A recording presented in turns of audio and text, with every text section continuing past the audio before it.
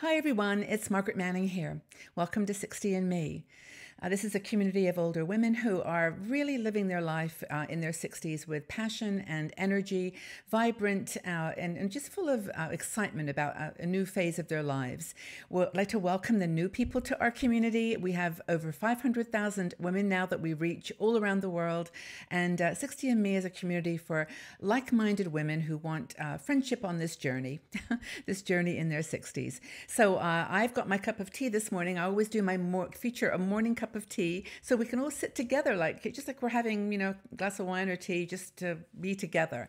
I've got a really cool little box called It's Rose Wisdom. It's from a company called Ritual. I love shopping in their little store. It's got all kinds of perfumes and skincare products, but they sell teas as well. And it's ginger and rose.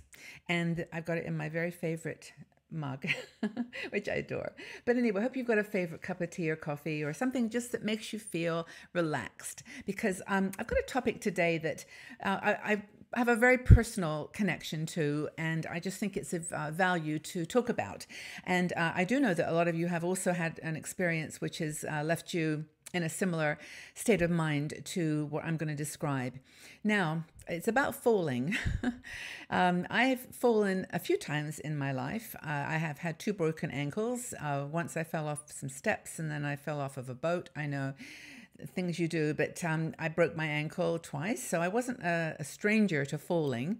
But it wasn't until about 5-6 years ago, when I was in Paris. I was walking in the rain in a cobblestone street, and I tripped and fell and had a really bad accident. And for me, I broke my front tooth. My glasses were broken. I had cuts, and I was just lying on the ground, feeling very vulnerable.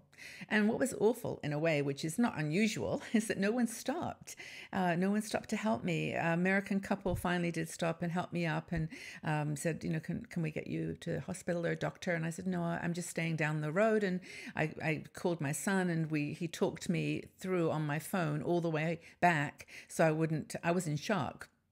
And I was bleeding, and it was kind of bad. But anyway, I only tell this story because it was such a traumatic experience that it really changed my life. And maybe you've had an experience like that too, that has really shattered your sense of what used to be. Like, you used to be strong, you used to never fall, you were very secure, to a point where you felt a little vulnerable.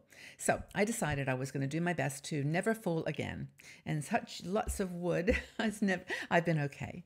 But it's funny, when I walk now in a new place, especially, I actually touch my tongue to my tooth. I just do it as a kind of ritual to remind myself to just be careful, just take care. And also, in the meantime, I've done a lot of things after my Paris incident to learn about falling and balance. And I want to share that with you, because I think some of you probably have had a similar experience, and maybe those of you who haven't want to avoid it. And I would highly recommend that. So the first thing to say to you is that falls are very common. The CDC, the Center for Disease Control, says that the numbers are every 19 minutes. 19 minutes, an adult dies from a fall-related injury. That's 19. 800,000 people are hospitalized in the United States alone for fall-related injuries. So I don't want to be anymore a statistic, and I know that you don't either. We're redefining aging, right? We're saying that we're not going to age gracefully or quietly. We're going to get out there. We're going to do things. We're going to, travel and be adventurous, do things that we want to do. They're on our bucket list. We want to get out in the world, and we want to have fun. But we can't do it if we're going to be always fearing falling or not feeling confident on our feet. I never really realized how much you need your legs and your feet for walking comfortably and enjoying a new place. It means you can't travel if you're hurt, obviously. And so this is super important. Now, there are some things you can do. There's some things that I did, and hopefully you'll get some inspiration from my own discipline that I took, and try some of this activity. Now, the first thing is yoga. Now, I had done yoga when I was a teenager and pretty much through my 20s, but then I stopped when I had my children, as you do, and you do other stuff. And I just got back to it. I went to Bali. I took a yoga class for almost a month, got back into the practice. And even now, I don't do, sort of excruciatingly complicated yoga. I do stretching, I do balance exercises, and I use it as a meditation, to be honest.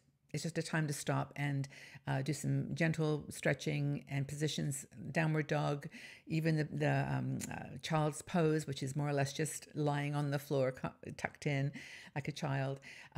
All these movements are not extreme, but they do help you concentrate. So the best way to, to exercise, to deal with your physical health in your 60s, like at any age, is to exercise.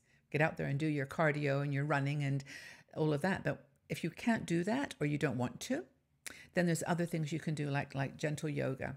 We also put together a yoga series. I don't know if you're aware of this, but we recorded a yoga video with a wonderful yoga teacher, Kat Kabira, in Bali.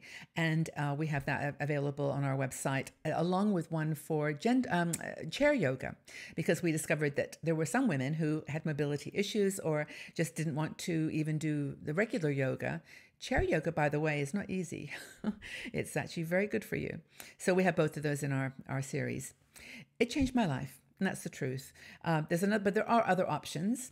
Tai Chi is one that you might try. Tai Chi is more gentle movements, like Qigong. There's a couple of programs that were founded and developed in the East, and you can find a lot on the website, on YouTube and other channels.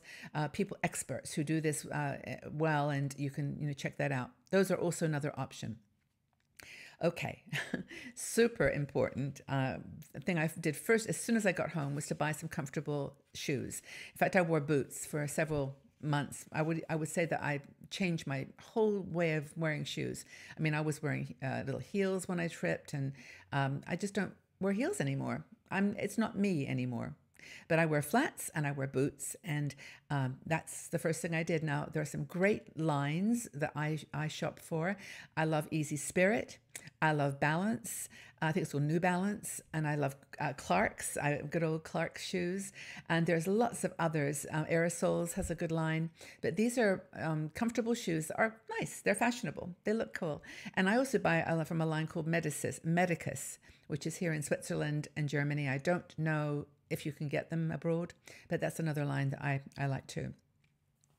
Okay, here's something you can do for free, totally for free, and that is stand on one leg. Okay, get up right now. Stand on one leg. I can't do it because I'm sitting, excuse.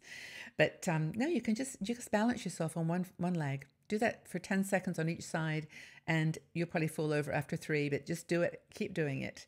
And that is a really great way for focusing your attention. Close your eyes if you can, and just stand on one leg and then the other. And by the way, I was outside yesterday waiting for my son to come by with my grandson to play, and I was just standing waiting, and I thought, I've got a few minutes here. I'm just going to stand on one leg. And I'm out in the middle of the world. There's people are walking by, and no one looked. Well, at least I didn't notice anyone looking, and it didn't matter. No one said, what are you doing? People just don't mind these things. We worry so much about them when we're young. But I just stood there for 5 minutes, just practicing going from one foot. And I was only lifting my foot like 2 inches. It wasn't like I was, doing a yoga pose. So you can do that too. Waiting for the bus, waiting for a friend. Just close your eyes, be mindful, stand on one leg. You can go dancing. That's another thing. A lot of people do love dancing, and it is an awesome way to get balance. My friend Maureen is a wonderful dancer, and when we went on our cruise a while ago, she was just amazing. And part of it's because she's danced all her life, and people like that know the value of dancing. So I would say that's one option if you don't want to do exercise. Go to Jazzercise, or go to just a club that does ballroom dancing, jazz, tango, whatever you love.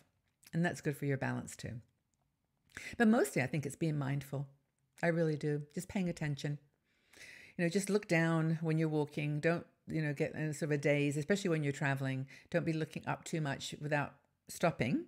Stop and look. It's just trying to do too much at once sometimes.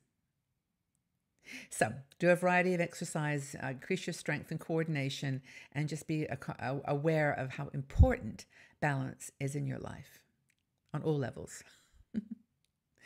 So I do hope that you're well. Take very, very good care of yourself as the day progresses in the week. And tell me, do you feel like you need to improve your overall balance? So, what exercises do you do on a regular basis to stay more balanced? Let's leave your comments in the section below. Let's have a chat, have a conversation. Look forward to reading your feedback and your comments. And I really encourage you to get out and walk, take care of yourselves, and have fun today. And we'll see you all again very, very soon. Wonderful to have you here. Bye bye for now.